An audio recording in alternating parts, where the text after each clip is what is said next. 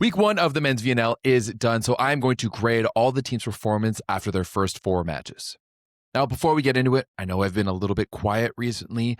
Unfortunately, my software that I use for editing now, Riverside, has completely crapped out over the course of the past week. I've been going back and forth with their customer support, and I'm sitting on a number of videos that I have recorded, and they have just been sitting processing in their software. Luckily, today, it all got pushed through, and there is a backlog of videos that I need to get to. Before I do that, I decided to jump on, what is going on currently, get current before I go back and there's the Canadian preview I still haven't released, and then I've got all of the All-Stars and awards that the Discord voted on for the women's week 1, even though the women's week 2 starts in just a few hours. But before I do all of that, I'm going to grade the team's performances from the men's VNL in week number 1. Now, week number 1 is interesting as always because teams are sending B teams and lessening rosters, and the entire roster isn't there, but it was surprising just how many 5-setters we had in the first week of the Volleyball Nations League.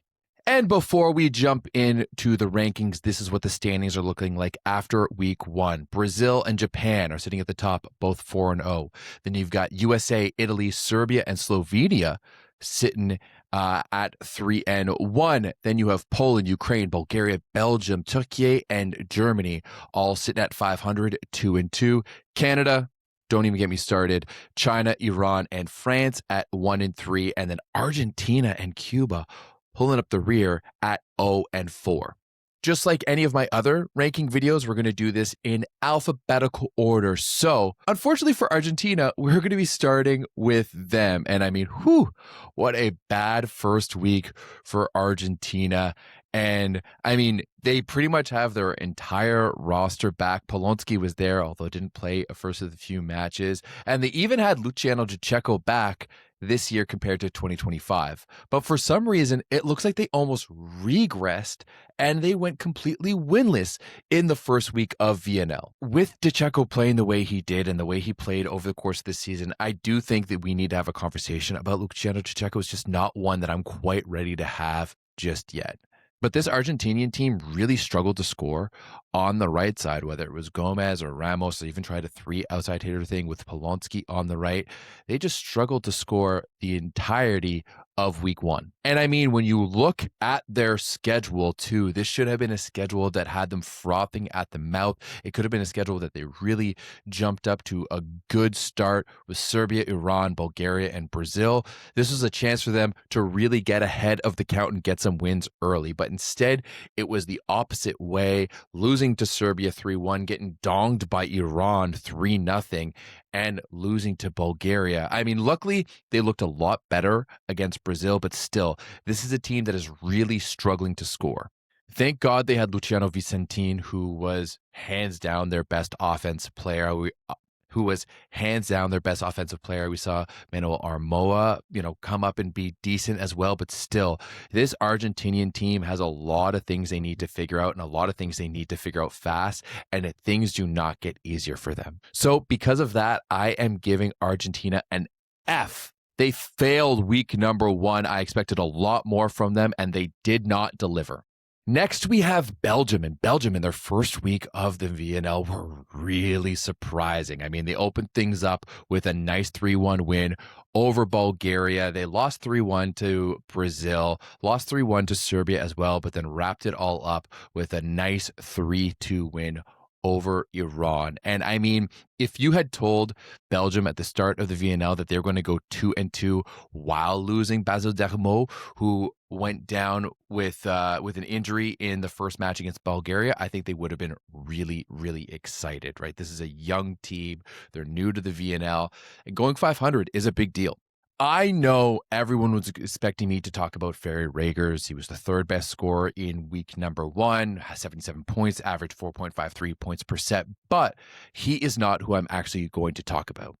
Instead, I want to talk about Pierre Perrin, who is coming in obviously in his first VNL ever, and I thought he was really the star of the show for Belgium. And it was very clear how meaningful he was to this team when he didn't play against Serbia.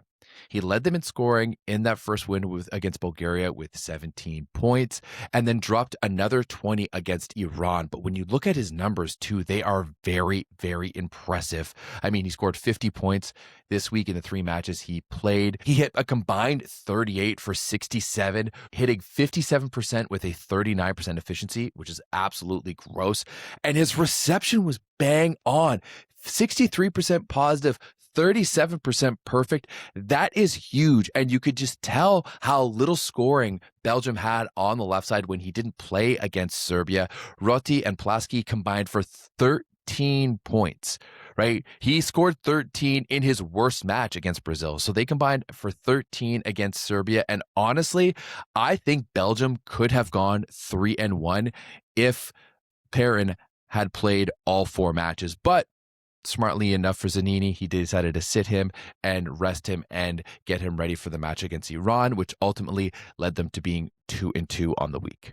Now, it's unclear whether we're going to see Dermot come back and what the extent of his injury is, but the play of Perrin and, of course, Ferry Riegers, you still have Sam Deroux coming back at a certain point. There's a lot of things to be very, very hopeful about for this Belgian team. And because of that, going 2-2 in their first week of the VNL, I'm giving them an A-. Next up, we have Bulgaria, of course, Belgium's opponent in the first match of the year. And I think Bulgaria came in with a lot of expectations on them after the World Championships they had in 2025. And to be honest, I think a lot of people were expecting a lot more from this team in this year's VNL. Instead, I think we got much closer to the Bulgaria we saw in last year's VNL than the one we saw at the World Championships. And to me, there's a number of red flags that have come up watching this team in week number 1. Yes, they went 2-2. They got out there and got 2 wins. But, wins against Iran and Argentina right now, I don't think really stack up to a team who a lot of people are looking to qualify for the Olympics in 2028. At this point, the reliance on Alex Nikolov offensively is a huge red flag. At this point, like him putting up 96 points over the course of 4 matches isn't that impressive, right? This is kind of what we've come to expect from Nikolov. And yes, it is crazy that we're at that point, right? It's crazy that we're saying 96 points. Him going 87 for 149 offensively isn't a big deal. Being like, of course it's a big deal. He's leading the VNL in scoring and attacking. He's averaging 6.86 points per set, like well over a point per set than the next highest score in the VNL so far. But these types of crazy numbers are something we come to expect from Alex Nikolov now. He's set that tone both internationally and professionally. And what we're looking for from Bulgaria is really that next evolvement of this roster, right? What do they look like to be able to compete with those top teams in the world? And as I said in my preview, I'm looking for those next guys up. Moni just spammed Alex. Alex got like 42% of the offense in week number 1. He got 149 of 360 sets in the first week of the VNL.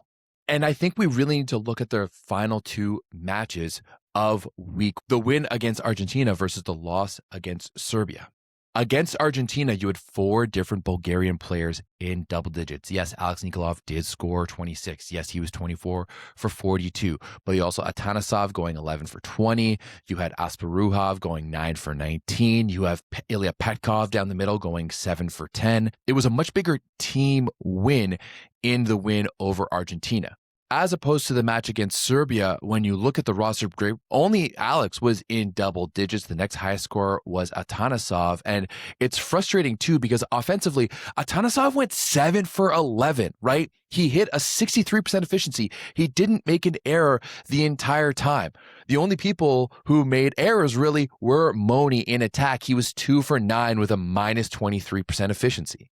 Other guys were great offensively too. Grozanov was 5 for 8. You had Asparuhov was 4 for 10. Velichkov, who came in off the bench and really only played in the third set, was 3 for 4. So why are you spamming Alex? We know he can score. Why are you spamming Alex when other guys are going out there and hitting efficiently and getting points for you, right? You saw what happened when Bulgaria was able to diversify their offense against Argentina compared to what they were doing when they were spamming Alex against Serbia. Going 2-2, and just because of the red flags we're seeing from this team in week number 1, I'm giving them a C. Next up, we have Brazil. And I mean, not much to say here. They went 4-0, but when you look at their opponents, it's not all that surprising. They beat Iran 3-1, Belgium 3-1, Serbia 3-0, which is a little bit of a little bit of revenge after the World Championships last year, and then took down Argentina 3-2, pulling off the reverse sweep at home against their bitter South American rivals. And I mean, Brazil is a team that pretty much started all their guys. Lucarelli played a lot. Darlin played a lot. Cachopa played a lot. Like, they played their guys. Now, Lucarelli did go down with what was viewed as thigh soreness against Serbia, but still, we saw Adriano step up. Honorato was pretty good. Arthur Bento got in there pretty well. But I'm really looking at Judson for being their MVP of week number 1. Judson didn't play in the match against Iran, but he scored 13 against Belgium, 13 against Serbia, and 15 against Argentina, leading Brazil in scoring against Serbia and Argentina. And man, look at these hitting stats. He hit 79% with a 76% efficiency. He made one error over the course of the 3 matches that he played. He was 30 for 38 overall with 9 blocks as well. That's absolutely massive, especially coming from a guy who didn't start for them in match number 1 and had to work his way onto the court. Now, Darlin was their leading scorer in the first week with 58 points, averaging 3.87 points per set. But I mean, we've come to expect this. I was really hoping to see a little bit more of Brian in week number 1. But regardless, Brazil goes 4-0 at home. Sure, their schedule wasn't the toughest, but they took care of business, and you can only give them an A for being undefeated after the first week. Next up, we have Canada. And yes, I know. I'm going to have to make a video specifically about Canada. I'm probably going to release it in tandem with my preview because my preview is so hopeful for Team Canada. And after week number 1, I am frustrated. I am very frustrated with Canada after the first week because we saw glimpses of brilliance. We saw glimpses of how good this team can be in pretty much all of their matches. But in my opinion, Canada should have very least gone 2-2 and honestly probably should have gone 3-1, and even 4-0, although it's a bit of a pipe dream and maybe I'm biased, was also possible. But going 1-3 at home and the way they did it, man, this is just a bad look for Maple Volleys in the first week of the VNL. They lost 3-2 to Germany. That one was a tough back and forth one. It's always tough in the first match because Canada, unlike on European teams, doesn't get the advantage of having, a bunch of warm-up matches to get ready. Then they bounce back with a really great performance against France, beating the 2-time Olympic champions 3-1 and dominating the first 2 sets before, winning it in 4. And then where things really went downhill was against the United States. I mean, they had a 2-set lead. Even in that second set, they were up like 17-11 or 17-12, ended up winning it 35-33, and then got reversed swept by the American bench at home in one of the most frustrating ways possible. And it was the same thing against Turkey. When they were up, they were really up and dominating, winning their sets 17-14, but then ultimately losing in 5. And I mean, we saw none of the depth from the deepest Canadian roster we've ever seen. They gave up leads in multiple matches. They played a very, very rigid play style, making 0 adjustments, both in personnel and in strategy. I have no idea why Lepke played the entire time. It was not his best week of volleyball. He was Canada's leading scorer this week, but that was because they shoved the ball down his throat and didn't diversify the offense when they needed to. But as I said, there was some flashes of brilliance from this team in each one of these matches, and it was just frustrating seeing the up and down and just the volatility of this team overall. Now, there was still a few bright spots. I thought Xander Kitrozinski coming in was outstanding, and then down the middle too, Canada was great. Specifically, Jackson Howe, who leads the VNL in blocking after week 1 with 16 blocks in the 4 matches he played. I thought he was outstanding. And I mean, pretty much he wasn't even slated to start. It wasn't until Kofi had back spasms right before the first match against Germany when he was slotted into the starting lineup, and he was fantastic the entire time. Now, once again, I think I'm probably hardest on the team than anyone else. So I'm giving them a D plus. The only reason they got the plus was because the win over France, but still the way they left things on the table with USA and Turkey, the way we just left Lepke in to dry like he was Patrick Waugh playing in his last game for the Canadians against the Detroit Red Wings. This was a tough one to watch. And yeah, I think D plus is very, very deserved for Canada in week one. Next, we have China. And while China was playing at home, I mean, this isn't a team that we really expect to dominate the VNL. And honestly, I think they did all right. You know, they pushed Slovenia to 5. They were out there competitive against Ukraine and Japan, and then ended up getting a 3-dong over Cuba. Now, all of their matches were in the middle of the night for me, so I'm not going to tell you I watched really any minutes of Chinese volleyball over the course of the first week. But hey, had you told me at the beginning of the week that this team would have had a win and 4 points, I would have been pretty happy with that. On top of that, we had some all-time moments by Vital Heinen. He dropped an F-bomb in his interview after the Slovenia match, which it seems like he's been fined for. He also ambushed Laurent Tilly during his interview after the Japan match, which is just all-time. And you know what?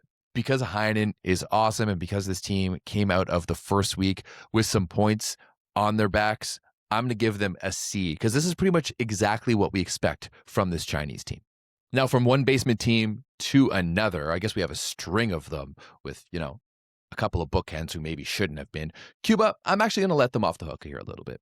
This is a team that doesn't have any of their stars. They are bringing a very un-Cuba-like roster to week number one. There's no Yant, there's no Lopez, there's no Masso, there's no Concepcion, there's no Simon. And they went out there and pretty much got donned all the way through. Luckily, they were able to save it by going to 3 with Slovenia in their second last match. But, you know, I'm going to let them off the hook a little bit. This isn't their roster. They're still going to be bringing in their starting lineups. They'll still be bringing in those reinforcements. So, yes, it was terrible, but in my opinion, it wasn't as bad as Argentina. So, I'm going to be giving Cuba a D for their first week.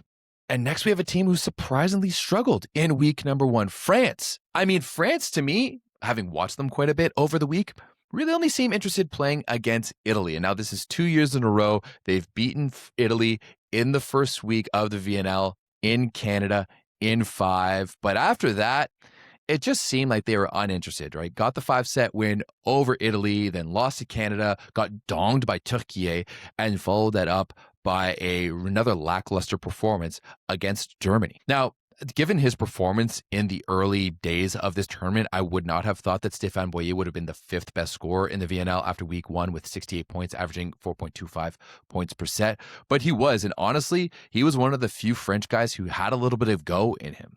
Clevno looked good against Italy, but then looked terrible against Canada and Turkey. He got a little bit better against Germany, but then that team was too far gone. Tsizu Alou looked nothing like he did this year against Modena. They had to bring in Brizal to set for him. Brizal wasn't even supposed to be here. I mean, he was caught on the mic talking to Bottolo before the 5th set against Italy, and Bottolo says, "You told me you're going to be still on vacation." He didn't even play the pre-tournament matches. He flew in to meet the team in Ottawa.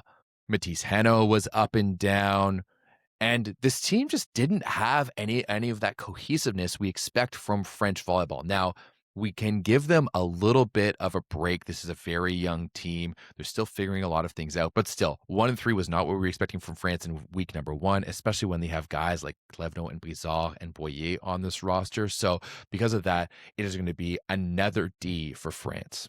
Next, we have Germany, and I thought Germany's week one in Ottawa was super solid. I mean, probably what they expected to come out 2-2 after the first week. When you're playing against 4 other teams who all attended the Olympics, that's pretty damn good. For another year, they battled into another 5-setter with Canada taking the 5th set 15-13. I mean, even though they lost 3-1 to Italy, they were super competitive in this match, losing that 4th set 33-31. They weren't as competitive against the US, but that's kind of when we saw a bit of the bench play. And then we're super solid in a match where France looked better than they did in the other matches. And to be honest, this German team is exactly what I expected, but better.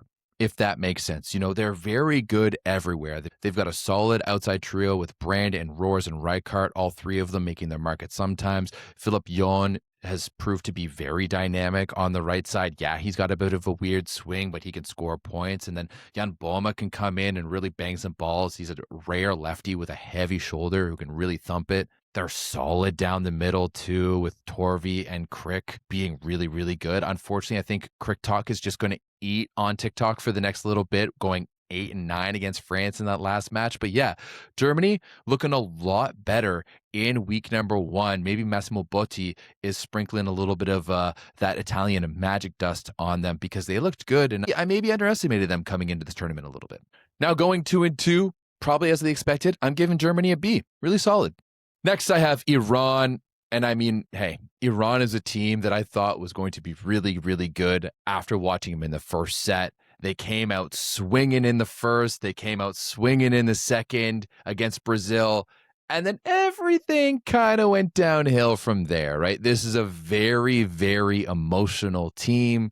We know they have a lot going on back home, but still, there was a lot going on here for Iran this week. They were constantly going after the referee. They were making a ton of errors. Their serve receive was just all over the place. And they ended up going 1-3, only picking up a win against struggling Argentina. And much like Argentina, this was a slate of matches that they could have won. Sure, Brazil's always going to be a tough one, but Bulgaria, Argentina, and Belgium, there's no reason why this team couldn't have been 3-1 by the end of this week. But to me, there's a lot of issues with this Iranian squad. They struggle in serve receive. They make a lot of errors. And whenever they have a hot hand, they just go to that, whether it's Haspras on the left side or it's Haji on the right side. They just kind of feed one player and their offense just turns to be one-dimensional. So because of all that, going 1-3 with a very winnable schedule, I'm giving them a D. Now we have Italy, and Italy ran a complete B lineup in week number 1 in Ottawa and still came away 3-1, which is pretty much as expected for Italy and the depth they have on this roster. Even without their big guns, they just execute at such a high level, and you can see that up and down. I mean, Luca Porro reminded the world just how damn good he is.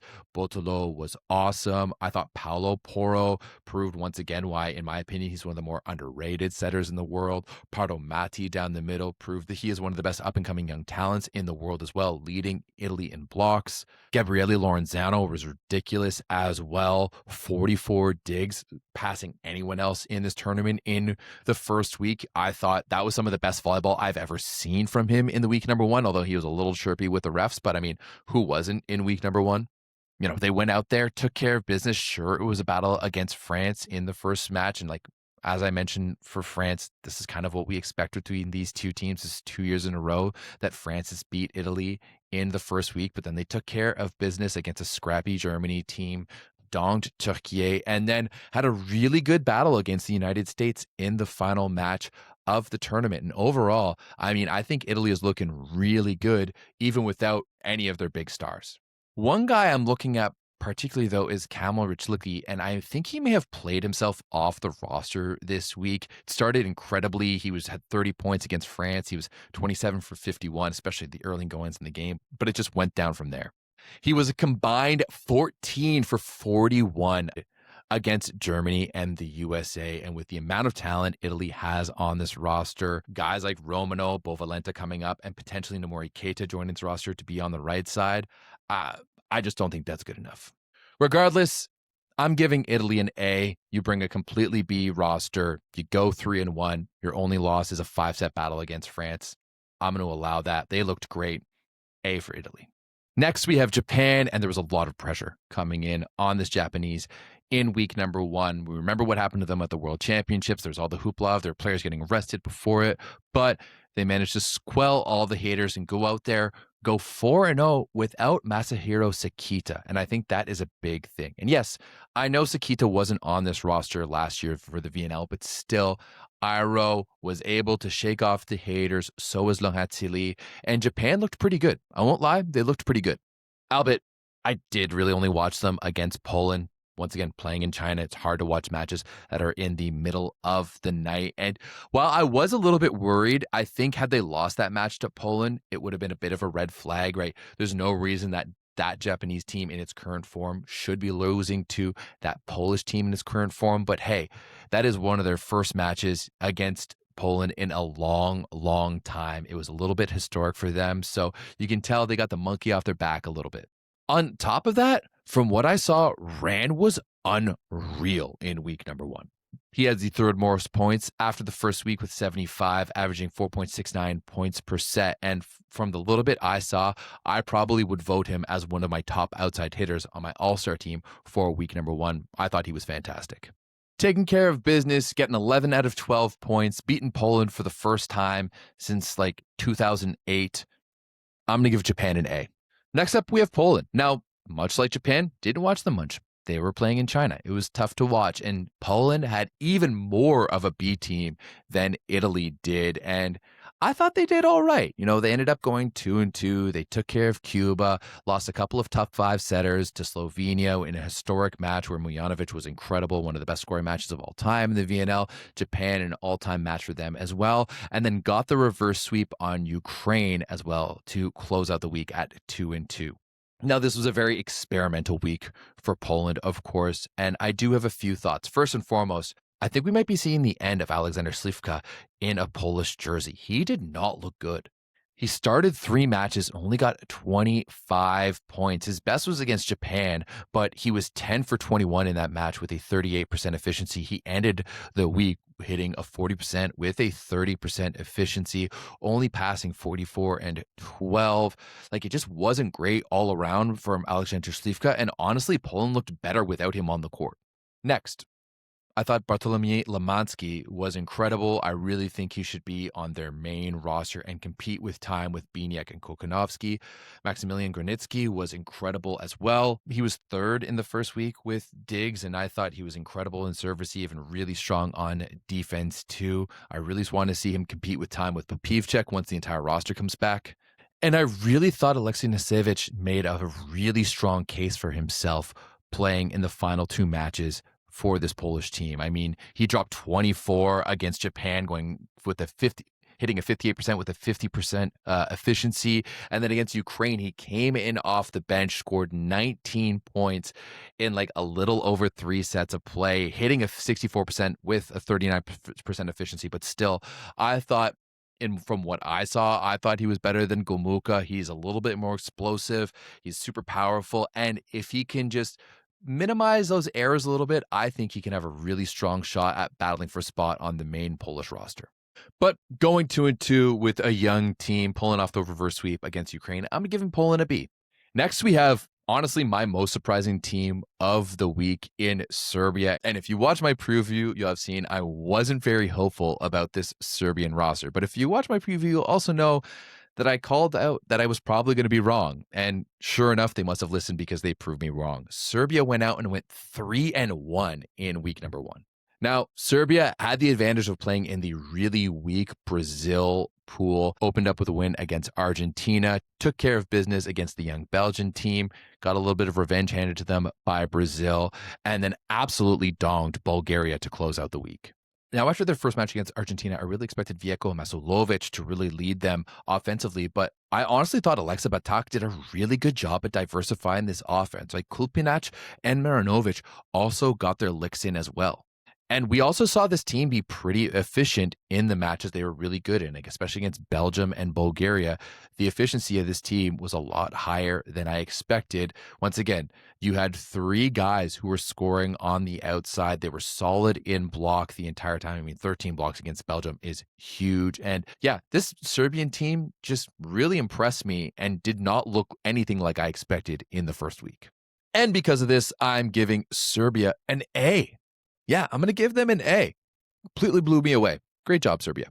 Now, we have another team who went 3-1 and really impressed me. Now, Slovenia did it in a bit of a different fashion. Fabio Soli did not use the same lineup twice in the first week and used 13 different players throughout the week. And still, Slovenia went 3-1. Sure, they did win 3 5-setters. 3-2 against China, 3-2 against Poland, 3-2 against Cuba. And hey, you can question the fact that both China and Cuba are two of the weaker teams in this tournament, but still, they got the wins. And once again, they did it by changing up the roster every single time. Now, Rock Mosic only played 2 matches, and you thought, okay, well, then he definitely played against Poland and Japan, but it actually wasn't the case. He played against China and Cuba instead. And somehow, despite only playing 2 matches, Mosic is second in the VNL right now with 12 blocks. But instead, Soli and Slovenia relied on Nik Mojanovic, who was incredible. He played both pins, only played on the right side against Poland, where he dropped an historic 37 points. That is the 5th best score. That is the 5th highest points in the history of the VNL. All the other ones are Namir, though, just puts in context how good Namir is. But Mojanovic was incredible, played both pins. Sure, his serve receive does leave a little bit be desired, but offensively, he's definitely one of the best in the game. On top of that, Slovenia used 5 different outsides, right? They used Mosic, Mojanovic, Brachko, Sen, and Marovd. They used 3 different middles with Pajenk, Kozamernik, and Stalinkar down the middle. And on top of that, used 2 different setters. The majority of the time, it was Planisic. But then they had 28-year-old Nik Nadic, I'm hoping I pronounced that properly, who came in against Cuba, helped them get the reverse sweep, and then ended up starting the match against Japan. Now, given how good Slovenia's been at this tournament in the past, them going 3-1 isn't that impressive, but doing it when you're shuffling the roster around, where you're doing little experience tournaments, when you're bringing different guys in, playing different guys on the pin, is absolutely huge. And when you consider that other teams in this tournament went 1-3 without basically making any changes to the roster throughout the week, that is massive. So because of that, I'm giving Slovenia an A. As we get to the end of this list here, next up we have Turkey. And Turkey, I think if you had told them at the beginning of this VNL that they would be 2-2 after the first week without Efe Mandaracha, they'd be super stoked. And they were in a tough spot, playing 4 different teams who have all been to a number of the past Olympics. And sure, they kind of got outclassed against the US and against Italy, but against France, they looked fantastic. And against Canada, they showed they had that depth and the ability to change it up to really compete with most teams. I mean, they were super strong against France. Adis Lugumja was at his best in 20 points in that game. And then against Canada. Now, when Canada was good, they were really good, but Turkey was able to battle back and bring in Kaan Gurbuj at the end of that 4th set, really just set them for a loop. He was fantastic for Turkey in that 5th set. They jumped out to a massive lead and ended up stealing the win from Canada on their home court. I know a lot of their Turkish fans were just hoping they would survive this year in the VNL, and with a 2-2 start, I think they're in a really good position to do that. So because of that, I'm giving Turkey a B. Next, we have Ukraine, and once again, I think if you had told Ukraine that they would be 2-2 after the first week, they would have probably been pretty happy with that. That's probably exactly where they thought they would be. They got domed by Japan to start it off, then got a good solid win against China, and then donged Cuba. And honestly, had they not rocked the exact same lineup throughout all 4 of the matches, they probably would have had a better shot against Poland. To me, it just looked like they lost a little bit of steam throughout the course of that match, and it was pretty much the same guys that we've come to expect from Ukraine. Yanchuk and Kovalov on the outside, Vasil Chupchi on the right side, Semeniuk being an absolute monster down the middle. Now, they still don't have Ole Plotnitsky, but to me, a 2-2 start for this Ukrainian team is exactly where they thought they would be. Hopefully they get Plotnitsky into the lineup soon, and that will really just elevate them, give them a little bit of depth to really push throughout the rest of this tournament. But I'm going to give Ukraine a B for a 2-2 start in week 1. Finally, the United States. I know a lot of American fans were really questioning this lineup coming into week number 1. And honestly, I think they quelled a lot of their haters. They looked really good, going 3-1. Their only loss, a 5-set banger to Italy in the last match of the tournament. We saw a number of different guys. This team is big. They block well. They're offensively minded. And honestly, they're a lot of fun to watch.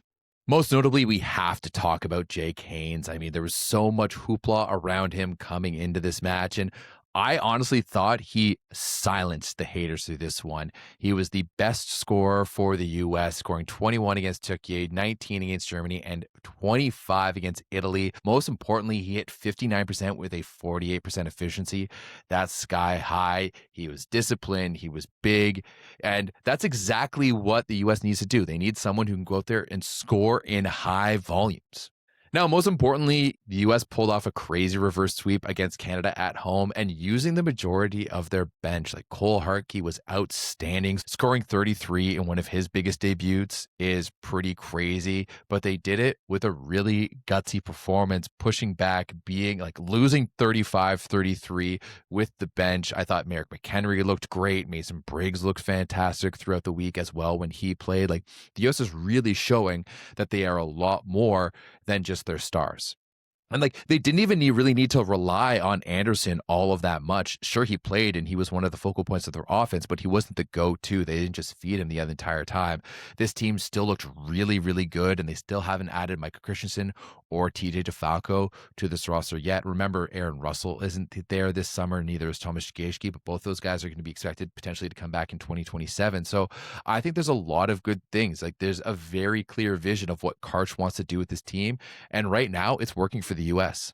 Now, I was pretty upfront in my preview that I thought one of the biggest battles was going to be between Ethan Champlin and Jordan Ewart for that fourth, maybe fifth outside spot. And I was pretty upfront as well as me leaning behind Ethan Champlin. But with the way Jordan Ewart came in off the bench against Canada and then played against Italy, I think that conversation is a lot closer than it was at the beginning of the week. I thought he did a really good job. Sure, I think he did a great job. And overall, I was really impressed by the US. So I'm giving them an A in the first week of the VNL.